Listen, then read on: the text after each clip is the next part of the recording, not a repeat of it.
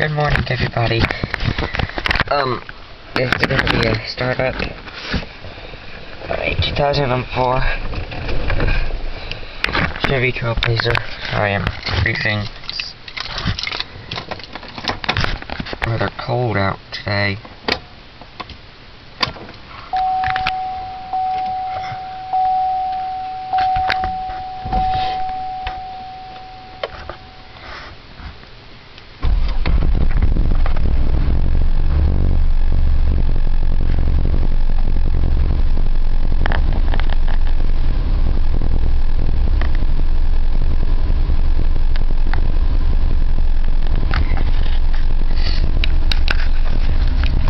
Automatic headlight over here. Your daytime running lights is what it stays at, which right there. That is to turn off the automatic in daytime, and then turn them on. Automatic stays on until you flip it back over there. Window lock, automatic driver and passenger down, rear, and then lock and unlock. And your fog lights, your interior instrument cluster, dimming it, brightening it, and then to turn on the interior light. And then there's just to turn off the interior lights from when you open the door. Then on the blinker switch, you have your windshield washer, high, low, both of your blinkers, windshield wipers, and then cruise control located at the end. And then hazards up in the steering column. You have your driver information center up there. These two and these two control it. I'm trying to set the camera down where I don't have to hold it, so I use the buttons. Now that should work. Okay, it's on the odometer right now. Now you've got your trip A, trip B, and a timer. You hit the little, I guess, arrow mark, and it starts. Then to pause, press and hold the arrow to clear it. And that's the arrow that I'm talking about. And then your engine oil life, your range, average fuel mileage, then the instant and engine oil life, and then your customizable settings, such as automatic locking, automatic unlocking, remote lock feedback, remote unlock feedback, headlamps on exit, the mirror lighting, alarm warning type, and display language, and then units, whether or not you want them in US or metric. I'm going to turn it off. And you can actually turn it off by going to the end of the menu. However, this is a 4-speed automatic.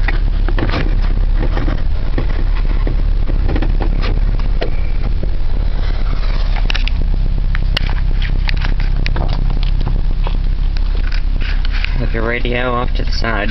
Some of the bulbs, little lights have burned out on some of the switches, same as on the air conditioning controls. Some of them have burned out.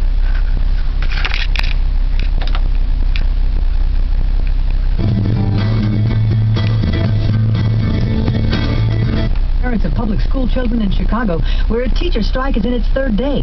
The school board is demanding an island except for the message will be back.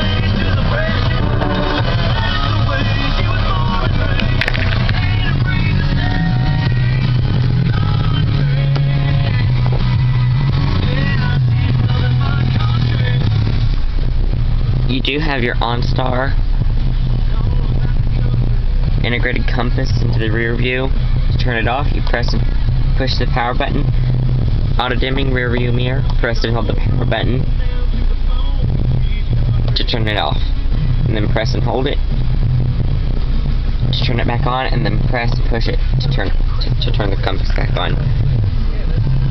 Your travel link recorder.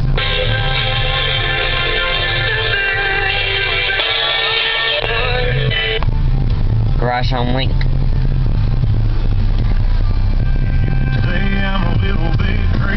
Your seat type. Trav, auto equalizer, auto volume. All your different settings for your radio. Your seat can scan, previous, next, rewind, forwards, the random CD changer.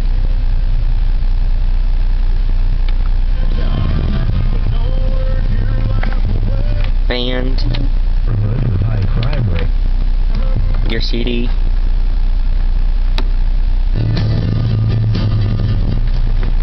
As well as your info, your seat type, your turnoff, and like I mentioned, okay, this has a automatic cool zone climate control,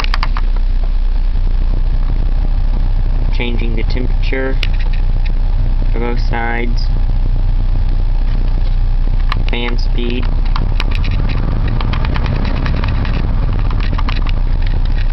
recycling your AC, front defrost and rear defrost, as well as your off. You have automatic mode, and to change in what directions it's blowing. Your rear wiper control is located next to the air conditioning and stereo controls.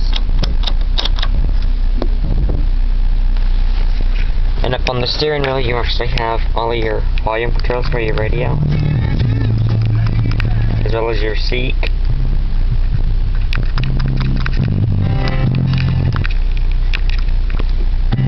And if you press and hold it, it will scan for you. You're changing in your source, back to radio, FM2, AM, and then CD. This one goes through your presets, the PROG button.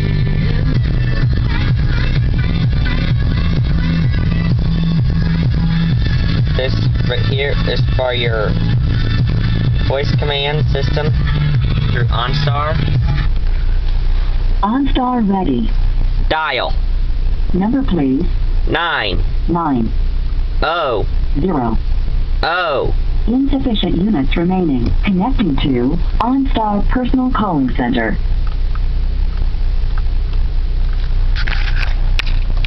OnStar request ended. It's rather easy to use once you get used to it.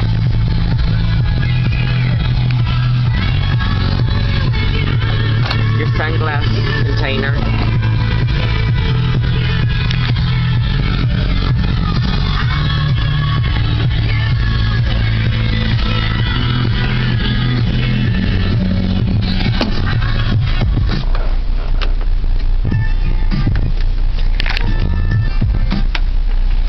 Your power seat controls are located down here. You got up, down, recline, up and down, and then your lumbar. And you can also bring the entire bottom of the seat up, down, tilt the back up, or tilt the front up and down. Let's go ahead and shut it down.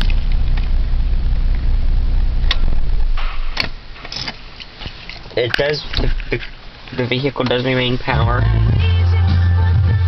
to the radio, OnStar system, and the windows for as long as before you open the door. Whenever you open the door, it shuts all of them off.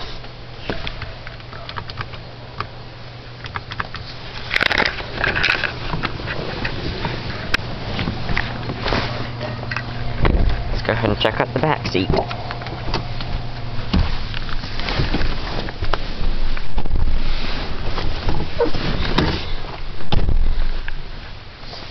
back seat is roomy. The leather is nice and firm. You do have your rear audio controls, as well as air conditioning. To demonstrate, just a second.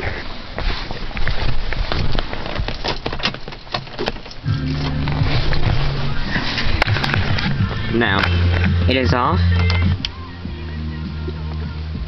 Control for your headphones. As long as the radio isn't on in the front, you can seek and change the source. But you can change the source, and then you can seek through the. If you're on CD, you can seek through the tracks part. But as long as the radio in the front is on, you cannot change the seek. You can't change the station back here. And then, like I said, your air conditioning, fan speed for the back seat, power button, and then different zones. But the front right passenger will control the temperature for back here. You got a storage pocket on this side. There is no armrest, but it kind of gives you the illusion that there is because of the way that they stitched it across here.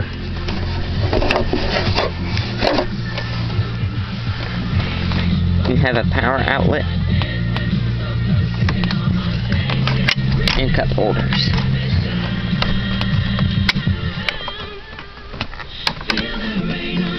And as you can see, it is remaining power until you open the door. Like I said, the windows will work until you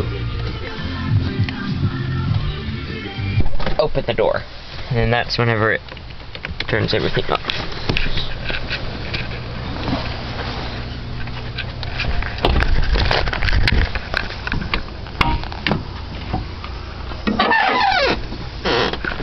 As you can see, it has a nice amount of cargo room.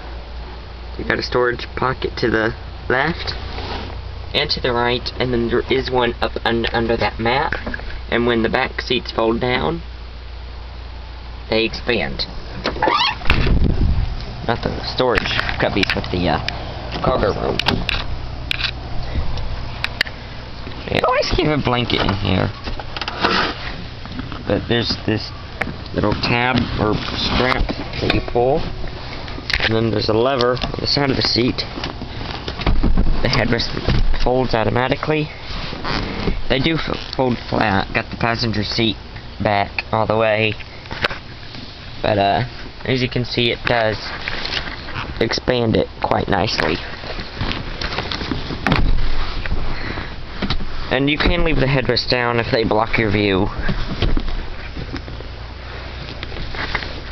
And your tire tools for when you got a flat. This has your jack and the tire blockers and all the different changing tools that you will need are located under the seats.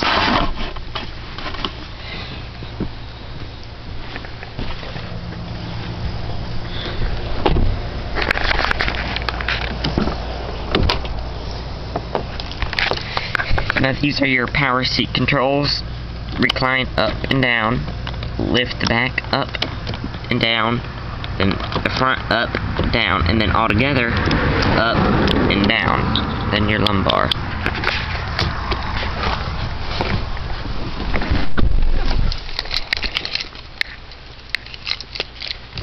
You do have your automatic down, lock and unlock.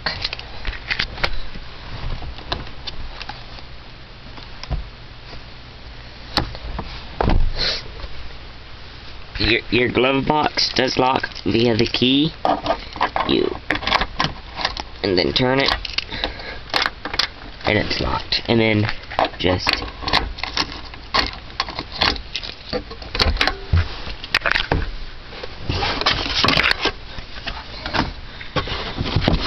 it is quite roomy for being a small glove box. We were able to fit at one time a bunch of papers and a CD case in here in the glove box.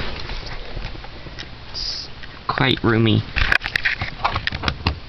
that reading light is out, but I'll show you the one in the back. Come on. Actually, I can go to the back and show you. I can't simply reach my arm around it.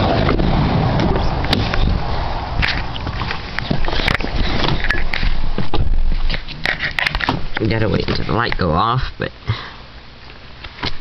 that's no problem. Like I said, you do have a storage pocket only on the passenger side only. There is not one on the driver. You push it, it comes on. The bulb in the front one's out, so I'm able to get that one.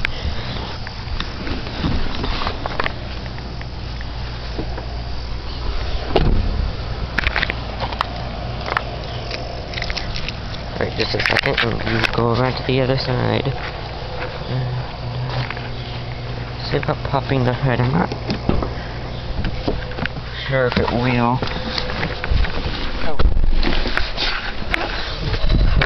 But this one does have the inline 6-cylinder V6 with a 22-gallon fuel tank. It achieves an EPA estimated of 16 in the city, 21 on the highway.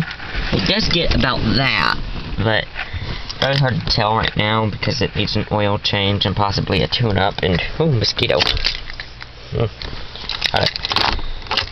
But you know, you have both your driver and automatic down passenger windows, your rear, and then lock and unlock, window lock. You know, yeah. And of course, as usual, the hood latch is going to be all the way down at the bottom. You do have storage cubbies on the bottom of the passenger and driver's side doors, right in front of your, well, right behind your speakers, and then at the bottom of them you have reflectors. I guess for if you're parallel parking or having a parallel park on a busy road in the middle of the night, you have some kind of safety feature.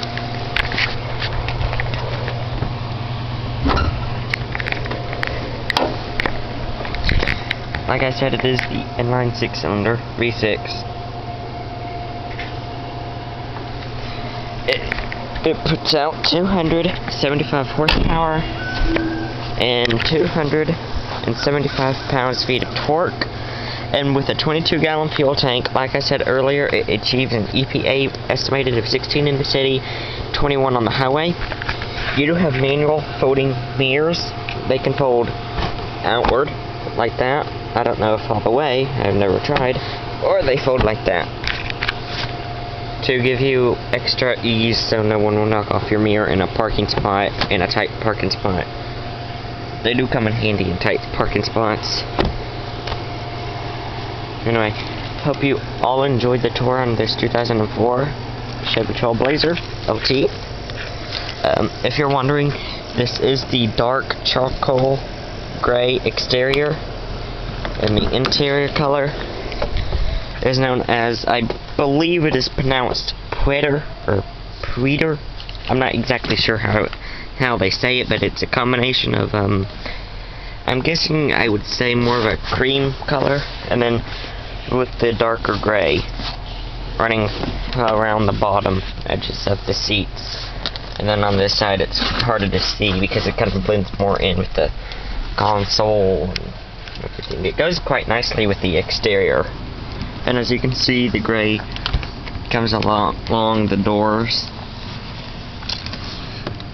And on the door panel, you know, this right here, it's not that padded.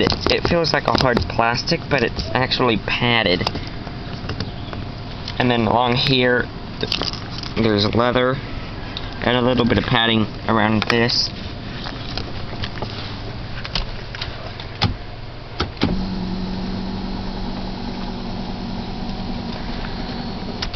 In case you are wondering, side airbags are an option, but we believe that this particular one had them, and I'll show you why we think that in a second. Up and under the seat, we found this.